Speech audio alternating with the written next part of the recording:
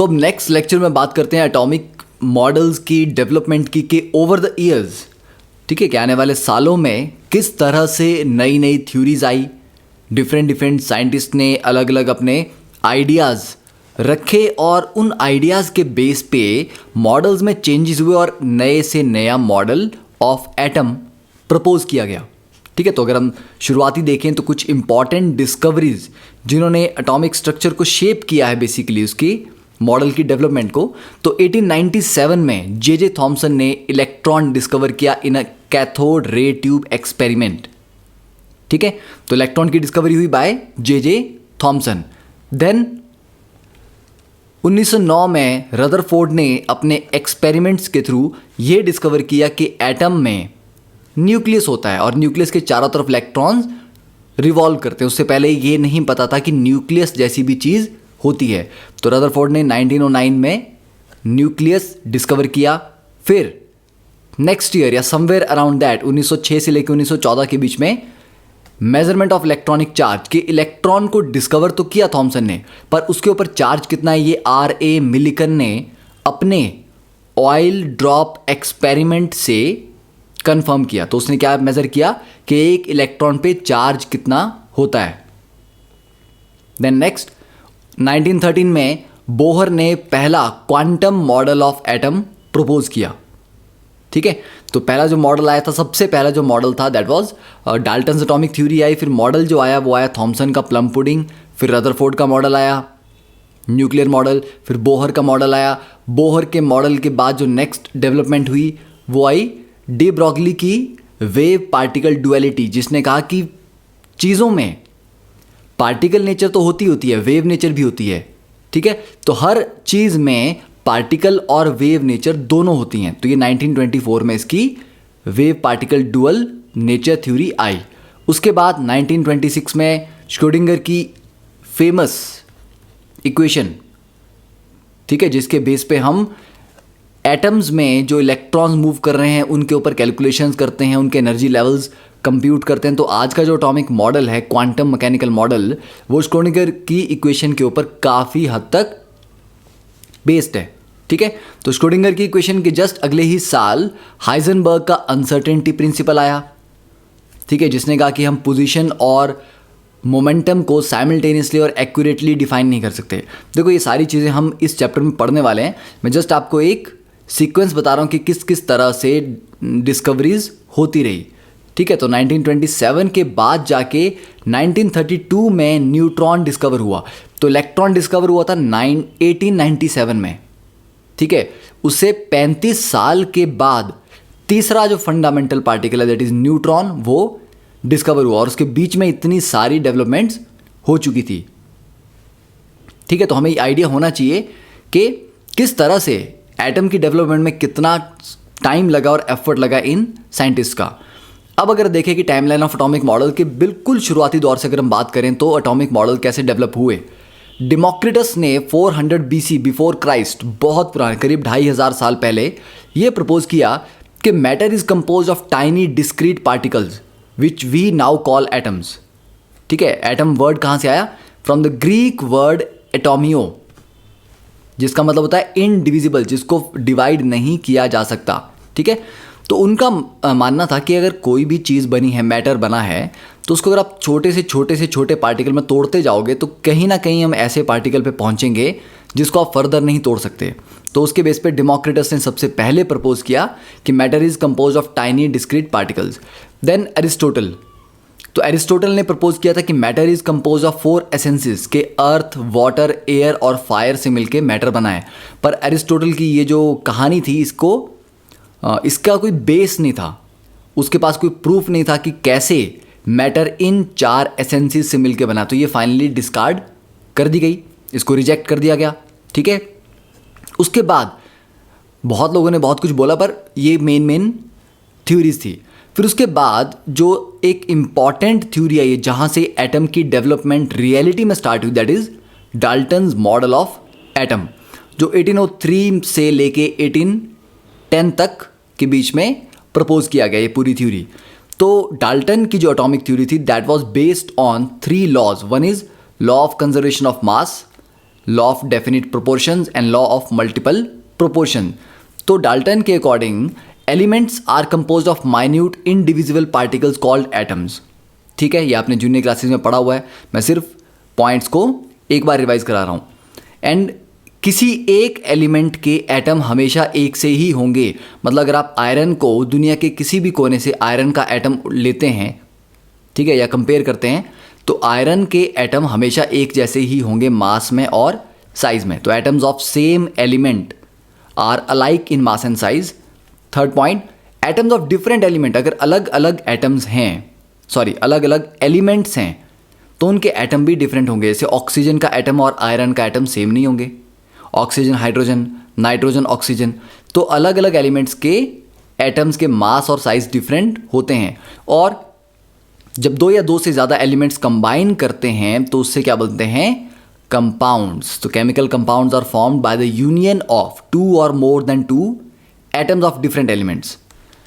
फिर एटम्स हमेशा simple whole number ratio में कंबाइन करेंगे। जैसे अगर मैं लिखता हूँ कि A to B, इसका मतलब है कि दो एटम A के एक एटम B के साथ कंबाइन कर रहे हैं। ठीक है, अगर मैं लिखूँ NH3, तो एक नाइट्रोजन का एटम तीन हाइड्रोजन के एटम के साथ कंबाइन कर रहा है। तो ऐसा नहीं होगा कि इसका आधा एटम उसके पौने एक एटम या पौने दो एटम के साथ कंबाइन कर रहा होगा। ठीक है, तो एटम्स हमेशा सिंपल होल नंबर रेशियोज में कंबाइन करते हैं, क्योंकि उनको आप फर्दर तोड़ तो नहीं सकते ना।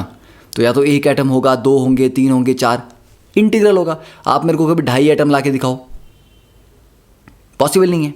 ठीक है, अगर मैं लिख भी दूँ, मान लो A 0.5 और B, इसका मतलब ये नहीं हुआ कि A का आधा एटम।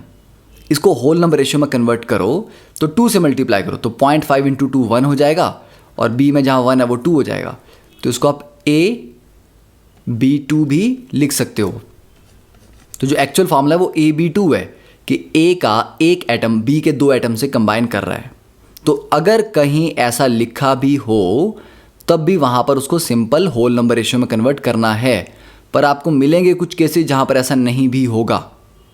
ठीक है, उसकी बात हम अभी नहीं करेंगे, अभी हम डाल्टन की एटॉमिक थ्योरी देख रहे हैं।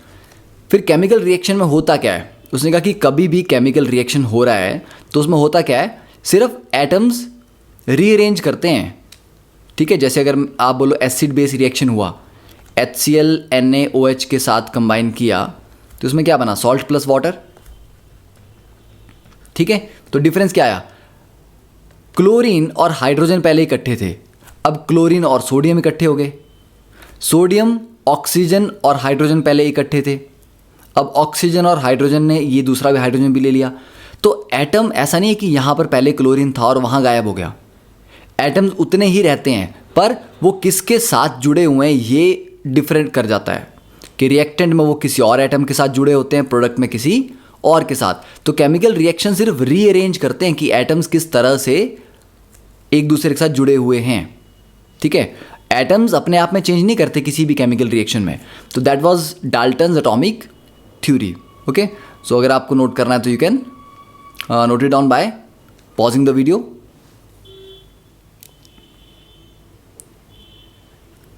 अब नेक्स्ट बात करते हैं कि डिस्कवरी ऑफ इलेक्ट्रॉन से पहले कुछ ऐसी डेवलपमेंट्स हुई कि माइकल फैराडे, जो एक बहुत फेमस साइंटिस्ट रहे हैं, उन्होंने एक डिस्कवरी की कि certain substances when dissolved in water conduct electricity. जैसे कि अगर पानी में आप नमक डाल दो, प्योर वाटर में, ऐसे तो आप बोलोगे सर पानी भी इलेक्ट्रिसिटी कंडक्ट करता है, प्योर वाटर नहीं करता, क्योंकि प्योर वाटर में कोई आयन नहीं होता। ठीक है, पर हम जो पानी पीते हैं डे टू डे लाइफ में यूज़ करते हैं, उसमें इम्प्योरिटीज़ होती हैं, आयन्स होते हैं, उनकी वजह से वो पानी जो है वो इलेक्ट्रिसिटी कंडक्ट करता है। ठीक है, तो फैराडे ने कहा कि अगर हम वाटर में कुछ सब्सटेंसेस को डिसॉल्व करेंगे तो इलेक्ट्रिसिटी कंडक्ट करने लगते हैं। और ये जो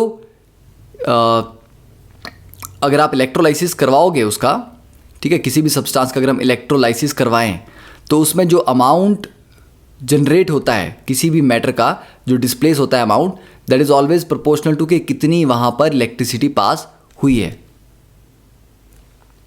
ठीक है, आई डोंट नो कि आप में से कितने बच्चों ने ऑलरेडी इलेक्ट्रोलाइसिस पढ़ा है पहले।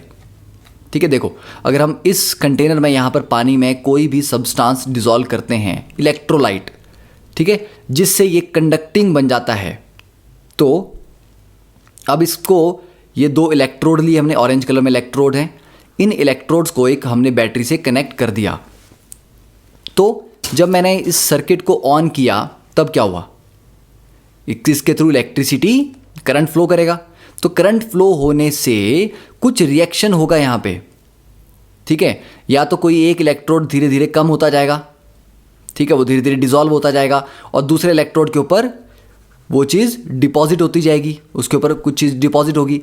तो ये जो डिपॉजिट हो रहा है एक इलेक्ट्रोड पे, या दूसरा इलेक्ट्रोड जो धीरे धीरे कम होता जा रहा है अपने साइज में, ये किसके प्रोपोर्शनल है, चार्ज के।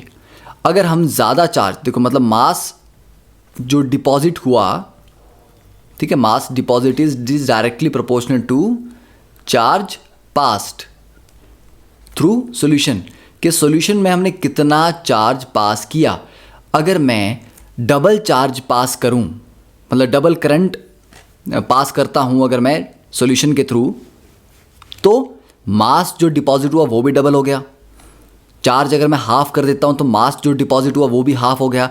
इसलिए उसने कहा कि मास का कहीं ना कहीं चार्ज से कोई रिलेशन है, मतलब मास में चार्ज है या चार्ज में मास है, कुछ ऐसा है, ठीक है। तो उसको एक आइडिया लग गया था कि yes, charge and mass are related. तो हो सकता है कि जो मास है, मतलब मैटर का पार्टिकल है, उसके अंदर कहीं चार्ज हो, ठीक है। फिर उसके बाद, तो ये जस्ट एक बैकग्राउंड आपको मैं समझा रहा हूं इसकी। फिर तो ये जो एक्सपेरिमेंट था, इससे एक पार्टिकुलेट नेचर ऑफ इलेक्ट्रिसिटी का आइडिया लगा कि जो इलेक्ट्रिसिटी है वो पार्टिकल नेचर रखती है। जैसे आज तो हम जानते हैं कि इलेक्ट्रिसिटी या इलेक्ट्रिक करंट क्या है, it is a flow of charge carriers. Charge carriers क्या होते हैं, आयंस या इलेक्ट्रॉन्स, ठीक है। तो तब उनको आइडिया लग गया था कि शायद इलेक्ट्रिसिटी की पार्टिकल नेचर होती है, ठीक है। फिर उसके बाद देखें अगर हम, तो आयरिश फिजिसिस्ट थे स्टोनी ने रियलाइज किया कि there must be some fundamental unit of electricity associated with atoms, कि एटम्स के साथ इलेक्ट्रिसिटी का कोई ना कोई रिलेशन होना चाहिए और एक फंडामेंटल यूनिट होना चाहिए। उस यूनिट को उन्होंने इलेक्ट्रॉन नाम दिया, पर उनको ये पता नहीं था कि इलेक्ट्रॉन क्या है और क्या नहीं है, क्योंकि उन्होंने ये नाम दिया 1891 में, पर इलेक्ट्रॉन कब डिस्कवर हुआ, 1897 में। तो उन्होंने एक ऐसी प्रिडिक्शन की थी कि हाँ, कोई पार्टिकल होना चाहिए, इलेक्ट्रिसिटी का पार्टिकल फंडामेंटल, पर उसको इलेक्ट्रॉन बोलेंगे। तो फाइनली जब जे थॉमसन ने उस पार्टिकल को डिस्कवर किया तो उसी को फिर इलेक्ट्रॉन कहा गया, क्योंकि इलेक्ट्रॉन नाम ऑलरेडी जे स्टोनी ने दे दिया था पहले ही, कि कोई ऐसा पार्टिकल आएगा तो हम उसको इलेक्ट्रॉन बोलेंगे, ठीक है। तो ये थी थोड़ी बैकग्राउंड। अब बात करते हैं discharge tube experiments, that is the discovery of electron, कि किस एक्सपेरिमेंट में इलेक्ट्रॉन डिस्कवर किया गया। देखो डिस्चार्ज ट्यूब क्या होती है, हमारे सामने यहां पर एक ही सेटअप है, ठीक है। ये जो आपके पास सिलिंड्रिकल है, ये एक ग्लास ट्यूब है, ओके। इस ग्लास ट्यूब के इस एंड को हमने क्या किया हुआ है, यहां पे कोटिंग कर रखी है इसके ऊपर। किसकी कोटिंग है, फ्लोरिसेंट कोटिंग, मतलब एक मटेरियल है जैसे कि जिंक सल्फाइड है, इसकी कोटिंग कर सकते हैं, ठीक है। ये फ्लोरिसेंट मटेरियल होता है। अब ये क्या करता है ये भी हम देखेंगे। अब यहां पर एक वैक्यूम पंप लगाया ताकि इस ट्यूब में जो थोड़ी बहुत गैस है उसका प्रेशर बहुत कम मेंटेन रखना है। गैस रखनी है यहाँ पे अंदर, ठीक है, पर गैस का प्रेशर बहुत कम होना चाहिए। तो प्रेशर कम करने के लिए ये वैक्यूम पंप लगाया गया। फिर इसमें 2 इलेक्ट्रोड लगाए, एक यहाँ पर एक यहाँ पे। इस इलेक्ट्रोड में देखो ये थोड़े थोड़े बीच में ओपनिंग है रखी हुई, मतलब परफोरेटेड इलेक्ट्रोड है। फिर इनको कनेक्ट किया बैटरी से, तो बहुत हाई वोल्टेज की बैटरी से कनेक्ट किया। नेगेटिव टर्मिनल से जो कनेक्टेड था वो कैथोड हो गया, जो पॉजिटिव टर्मिनल से कनेक्टेड था वो एनोड हो गया। अब क्या होगा कि जैसे जैसे वो वोल्टेज बढ़ाते चले गए, अंदर क्या मेंटेन किया हुआ है, gas at very low pressure, ठीक है। तो गैस बहुत कम प्रेशर पे और वोल्टेज बहुत हाई हम बढ़ाते जा रहे हैं। तो जैसे जैसे वोल्टेज बढ़ाते गए, एक वोल्टेज के बाद उन्होंने देखा कि एकदम से इस ट्यूब में ग्लो आ रहा है, ठीक है। क्या जनरेट हुआ ट्यूब में, ग्लो, ठीक है। कुछ रेज यहाँ पे आने लगी। तो ये रेज किस तरफ से आ रही थी, जब एक्सपेरिमेंट किया गया, पूरा समझा गया उसको बार बार करके, तो उन्होंने देखा कि ये रेज कैथोड की तरफ से एनोड की तरफ जा रही हैं। तो किस तरफ से आ रही हैं, कैथोड की तरफ से। इसलिए इनको कहा गया कैथोड रेज। ठीक है, क्या कहा गया इनको? कैथोड रेज, क्योंकि कैथोड की तरफ से ये एनोड की तरफ जा रही थी और इसके लिए रिक्वायरमेंट क्या थी? लो प्रेशर और हाई वोल्टेज, हाई पोटेंशियल। तो ये याद रखना कि लो पोटेंशियल पे नहीं चलेगा, हाई वोल्टेज अराउंड 10,000 वोल्ट की पोटेंशियल यहां पर उन्होंने अप्लाई किया था। ठीक है, तो ये जो रेज आई ये किसकी वजह से आई? बेसिकली किसी पार्टिकल की वजह से। अब उसको फर्दर स्टडी किया गया कि ये रेज क्या हैं, क्यों हैं, इनकी प्रॉपर्टीज़ कैसी कैसी हैं। ठीक है, तो उन्हीं प्रॉपर्टीज़ के लिए ये जो एनोड है इसमें ये ओपनिंग रखी गई है, ताकि जब ये रेज सीधी जा रही है यहाँ से तो इस ओपनिंग के थ्रू ये आगे निकल जाएंगी। आगे निकल के ये जब इस जगह पे टकराएंगी, यहाँ पर हमने क्या कर रखा है? Fluorescent coating. फ्लोरेसेंट कोटिंग से क्या होता है कि अगर कोई भी रे फ्लोरेसेंट कोटेड मटेरियल पे स्ट्राइक करती है तो वहाँ पे छोटा सा ग्लो जनरेट होता है। तो जैसे यहाँ पर ग्लो जनरेट हुआ, छोटा सा स्पार्क जैसा जनरेट हुआ, उससे पता लगा कि हाँ यहाँ पर रे ने हिट किया हुआ है। तो रे स्ट्रेट लाइन में जा रही है कि नहीं जा रही है? अब जहाँ पर होल था एग्जैक्टली उसके सामने अगर वो ब्राइट स्पॉट आया, इट मीन्स रे स्ट्रेट लाइन में जा रही है, तो उसकी नेचर को स्टडी किया। ठीक है, और इधर आ रही है मतलब ये कैथोड की तरफ से चली होगी, तो कैथोड से एनोड की तरफ आ रही है, इसलिए कैथोड रेज कहा गया। ठीक है, तो काफ़ी सारी प्रॉपर्टीज़ थी। फिर इसके बाद एक एक्सपेरिमेंट ऐसा भी किया गया, बीच में एक छोटा सा ऑब्जेक्ट रखा गया, तो उन्होंने देखा कि जो रेज आई हैं ये ऑब्जेक्ट को क्रॉस नहीं कर पाई, तो ऑब्जेक्ट की क्या बन गई? पीछे शैडो बन गई। ठीक है ना, क्यों? ऑब्जेक्ट ने रेज को रोक दिया, तो जो साइड से निकल गई वो निकल गई, पर जो ऑब्जेक्ट के थ्रू नहीं जा पाई उन्होंने क्या किया? ऑब्जेक्ट की यहाँ पर शैडो बना दी। ठीक है, तो ये पता लगा कि they cast shadow of the objects, कि अगर रास्ते में कोई ऑब्जेक्ट रखा जाए तो उसकी वो शैडो बनाती हैं। फिर छोटा सा पार्ट यहाँ पर व्हील रखा इसी तरह का, और उसके एक एंड के ऊपर अगर आप कैथोड रेज डालते हैं, ठीक है, छोटे से व्हील के, ऐसा मान लीजिए जैसे ये छोटा सा व्हील है, इसके एक एंड पे हम कैथोड रेज स्ट्राइक करवाते हैं, तो ये व्हील धीरे धीरे रोटेट करने लगा। अब कोई चीज़ रोटेट क्या लाइट से कर सकती है? अगर मैं टॉर्च लेके खड़ा हो जाऊँ एक हल्के से व्हील के ऊपर और जोर से टॉर्च मारता रहूँ, क्या वो रोटेट करना स्टार्ट होगा? नहीं हो सकता। क्यों? रोटेशन के लिए क्या चाहिए? फोर्स। फोर्स कभी लाइट से नहीं आएगी, फोर्स तभी आएगी जब कोई पार्टिकल आके उससे कोलाइड करेगा। ठीक है, किसी तरह की कांटेक्ट होगा। तो इट मीन्स अगर कैथोड रेज के कोलाइड करने से ये मूव कर रहा है, मतलब कुछ फोर्स ट्रांसफर हो रही है। इट मीन्स कैथोड रेज क्या है? लाइट नहीं है वो, बेसिकली वो पार्टिकल्स हैं जो बहुत हाई स्पीड पे मूव कर रहे हैं। तो ये कंफर्म हो गया कि हाँ, cathode rays are basically high speed moving particles. ठीक है, तो अलग अलग एक्सपेरिमेंट इन्होंने फाइनली किए, तो उसमें हमें ये याद रखना है कि लो प्रेशर और हाई पोटेंशियल पे ही ये होता है। अब इसको आप थोड़ा ऐसे समझ सकते हो, जस्ट एक जनरल एग्जांपल्स आपको दे रहा हूं मैं। आज तो हम जानते हैं कि न्यूक्लियस होता है, ठीक है, तो हम जानते हैं कि न्यूक्लियस होता है। अब यहां पर एक इलेक्ट्रॉन है, न्यूक्लियस पे पॉजिटिव चार्ज, ये अट्रैक्ट करेगा। अगर इलेक्ट्रॉन को न्यूक्लियस ने 10 की फोर्स से अपनी तरफ खींच रखा है और आप इस इलेक्ट्रॉन को बाहर निकालना चाहते हो, तो आपको कितनी फोर्स लगानी पड़ेगी? 10 से ज़्यादा फोर्स लगानी पड़ेगी। अब आप इलेक्ट्रॉन को जाके पकड़ के तो बाहर निकाल नहीं सकते, तो हम क्या करेंगे? हम इस इलेक्ट्रॉन को एनर्जी देंगे, ताकि इतनी एनर्जी इसको मिल जाए कि ये न्यूक्लियस की अट्रैक्टिव फोर्स को ओवरकम करता हुआ बाहर आ जाए। ठीक है, तो हमने क्या करना है? हमें इलेक्ट्रॉन को एनर्जी भेजनी है। तो क्या करेंगे? इसको चॉकलेट खिलाएंगे? नहीं, जूस पिलाएंगे? इसके ऊपर हम करेंगे वर्क, क्योंकि work is equal to energy. ठीक है, वर्क का फॉर्मूला क्या होता है? Force into distance, displacement. एक और फॉर्मूला भी होता है, that is charge into potential, electrical work का फॉर्मूला। तो इलेक्ट्रॉन के ऊपर कर रहा हूं ना मैं काम, तो इसका जो चार्ज है, अगर मेरे को ज़्यादा एनर्जी देनी है तो ज़्यादा वर्क करना है, तो क्या मैं क्यू को चेंज कर सकता हूं इलेक्ट्रॉन के?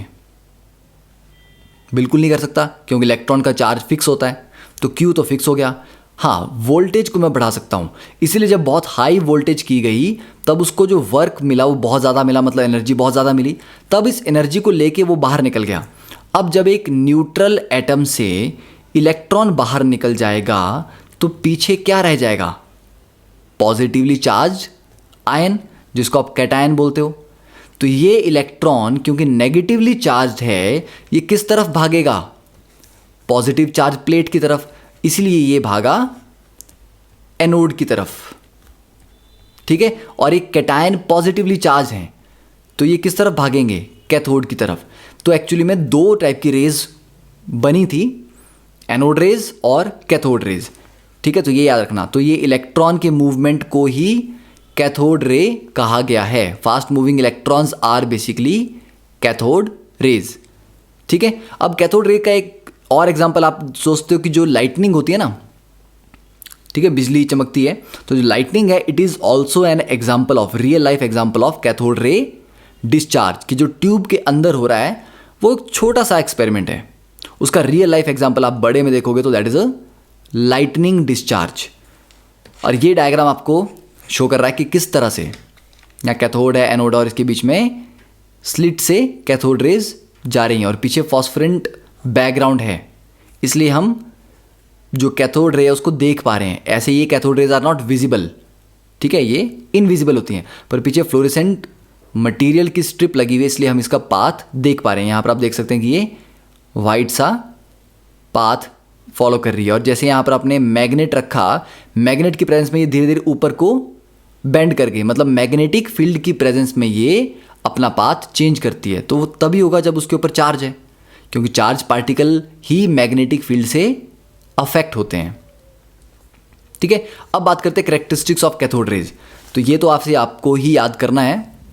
तो फर्स्ट इज कि they start from the cathode side and they move towards anode, तो कैथोड से चल के एनोड की तरफ जा रही हैं। Second, these rays are invisible but they cause fluorescent materials to glow.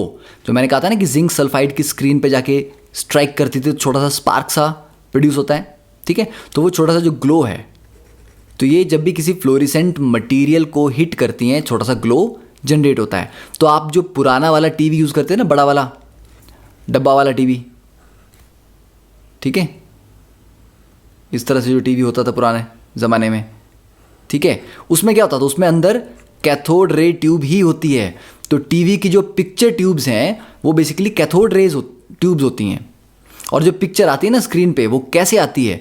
क्योंकि there is a fluorescence on the TV screen. Electron beam जाके स्क्रीन पे कोलाइड करती है जहां पर एक फ्लोरिसेंट मटेरियल की कोटिंग होती है, जिससे छोटे छोटे ग्लो जनरेट होता है। उसी ग्लो से हमारी पिक्चर बनती है,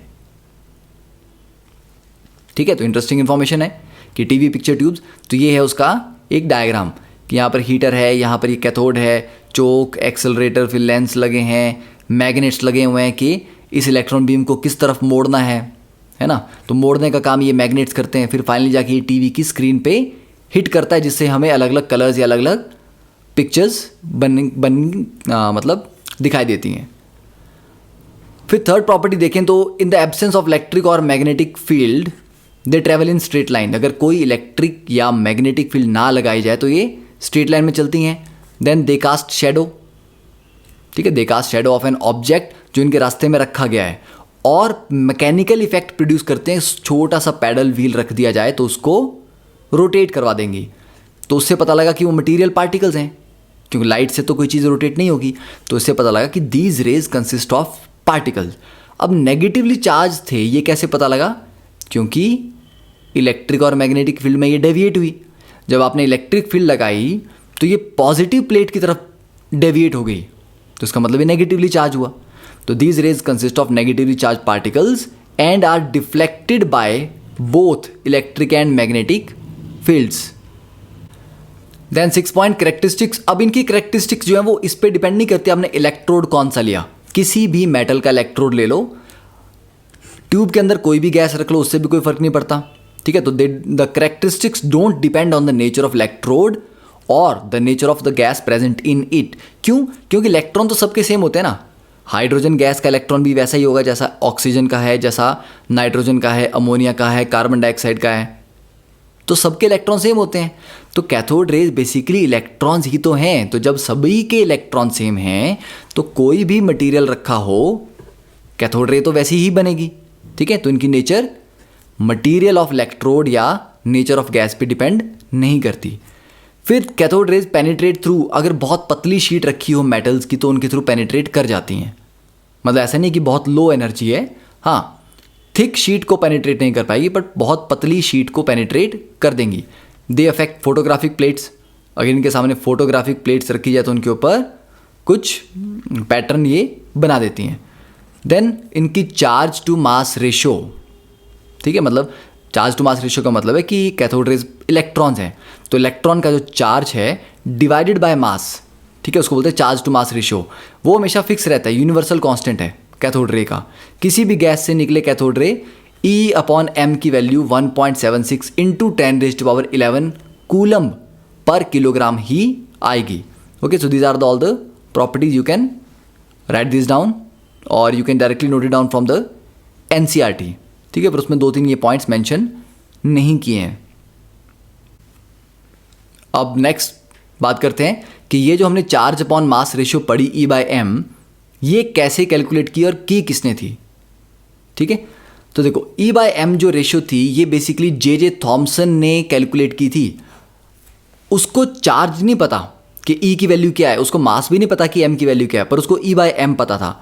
अब आपको लगेगा कि ऐसा कैसे हो सकता है कि उसको E/m पता था जब उसको E भी नहीं पता और M भी नहीं पता, क्योंकि जो उसने एक्सपेरिमेंट किए, जो इक्वेशन सॉल्व की, उनसे फाइनली उसको E/m की वैल्यू तो मिल गई। जैसे हो सकता है ना कि मैं आपको दूं कि बेटा x/y इज इक्वल टू 2, तो आप बोलोगे x क्या है, मुझे क्या पता, y क्या है, मुझे क्या पता, पर मुझे इतना पता कि x डिवाइडेड बाय y 2 आता है, ठीक है। x यहाँ पर 4 भी हो सकता है तो y आपका 2 हो जाएगा, x यहाँ पर 8 हो गया तो y 4 हो जाएगा। तो इसका मतलब हुआ कि उसको ये नहीं पता था कि x और y या E और M क्या है, पर इनकी रेशियो कितनी आती है ये उसको पता था। तो ये याद रखेंगे सभी कि J.J. थॉमसन ने charge to mass ratio calculate की थी इलेक्ट्रॉन्स की, ठीक है।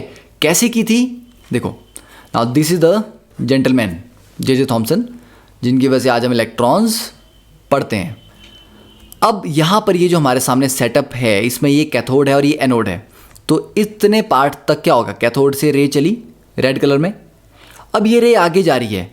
अब यहाँ पर ये जो पॉजिटिव प्लेट है और ये जो नीचे नेगेटिव प्लेट है, ये इलेक्ट्रिक फील्ड लगाने के लिए रखी गई हैं। तो अभी पहले मान लेते हैं कि ना तो इलेक्ट्रिक फील्ड लगी है, ना ये नॉर्थ साउथ वाला मैग्नेट रखा गया है, मतलब कोई भी नहीं है, तो रे सीधी जाएगी और बी पे हिट करेगी। अब इलेक्ट्रिक फील्ड लगा दी तो क्योंकि ये नेगेटिवली चार्ज पार्टिकल हैं तो पॉजिटिव प्लेट की तरफ अट्रैक्ट होंगे तो ऊपर की तरफ जाएंगे, तो ये धीरे धीरे खिसकते खिसकते ए पे गए। कब गए, जब इलेक्ट्रिक फील्ड लगाई, ठीक है। फिर इलेक्ट्रिक फील्ड बंद कर दी, मैग्नेटिक लगाई। मैग्नेटिक फील्ड लगाई, सेट ऐसे की थी कि अगर इलेक्ट्रिक फील्ड इसको ऊपर की तरफ ले जा रही है तो मैग्नेटिक इसको नीचे की तरफ लाए। तो मैग्नेटिक फील्ड की वजह से ये नीचे की तरफ डेविएट हुआ और सी पे जाके स्ट्राइक किया। अब दोनों फील्ड्स ऑन कर दी, इलेक्ट्रिक भी और मैग्नेटिक भी, तो क्या होगा, एक ऊपर ले जाने की ट्राई करेगी, दूसरी नीचे। तो दोनों फील्ड्स को एडजस्ट किया इस तरह से कि जितना जोर इलेक्ट्रिक फील्ड ऊपर की तरफ लगा रही है उतना ही जोर मैग्नेटिक फील्ड नीचे की तरफ लगाए, ताकि दोनों एक दूसरे को कैंसिल करें और ये रे सीधी जाके फिर से बी पे स्ट्राइक करे। तो ये था उसका टोटल एक्सपेरिमेंट। तो वो क्या चाहता था कि जो बीम पे इलेक्ट्रिक फोर्स लग रही है वो एग्जैक्टली मैग्नेटिक फोर्स से बैलेंस हो जाए ताकि बीम सीधी रहे। तो इलेक्ट्रिक फोर्स होती है E into capital E, E is the charge, ठीक है। मैग्नेटिक फोर्स होती है B into charge into velocity, तो मतलब BeV। तो ये आपके पास एक इक्वेशन आ गई। दूसरी की जो मैग्नेटिक फील्ड है, मैग्नेटिक फील्ड में कोई भी चार्ज पार्टिकल जब घुसता है वो हमेशा सर्कुलर पाथ फॉलो करता है। तो मतलब मैग्नेटिक फोर्स जो है वो सेंट्रीपिटल एक्सेलरेशन दे रही है उसको, तो इज इक्वल टू mv²/r। ये दूसरी इक्वेशन आ गई। तो यहाँ से दूसरी इक्वेशन से हम ये बोल सकते हैं कि क्या होगा, यहाँ पर अगर हम E/m रेशियो निकालनी हो तो ये E है और ये m है, तो यहाँ से E/m कितना आ जाएगा, ये एक वेलोसिटी से एक वेलोसिटी कट गई तो ये आ गया v/r into magnetic field. B is the magnetic field और E होता है इलेक्ट्रिक फील्ड की स्ट्रेंथ। अब यहाँ से ये भी तो पता है ना कि capital E is equal to B into V. Okay, तो यहां पर वेलोसिटी की जगह क्या लिख सकते हो, E अपॉन बी। तो इसको फर्दर हम लिख सकते हैं कि E by M is basically E upon R B square. तो इलेक्ट्रिक फील्ड कितनी लगाई थी ये तो उसको पता था, तो उसने ये वैल्यू पुट की। मैग्नेटिक फील्ड भी उसी ने अप्लाई की थी, उसको पता था। रेडियस ऑफ कर्वेचर कैसा आ रहा है वो कैलकुलेट कर सकता था उसके पाथ को देख के, तो रेडियस कैलकुलेट किया, तो यहां से उसको E बाय एम की वैल्यू मिली। E भी नहीं मिला, M भी नहीं मिला, पर E बाय एम की वैल्यू मिल गई। ठीक है, तो जे थॉमसन ने इलेक्ट्रॉन की charge upon mass ratio calculate की थी। तो इतना क्लियर है। अब नेक्स्ट हमने स्टडी करना है कि जो चार्ज था इलेक्ट्रॉन पे वो किसने कैलकुलेट किया। ठीक है, तो नेक्स्ट लेक्चर में हम उसको स्टार्ट करते हैं कि how the charge on an electron was measured by R.A. Millikan. Okay.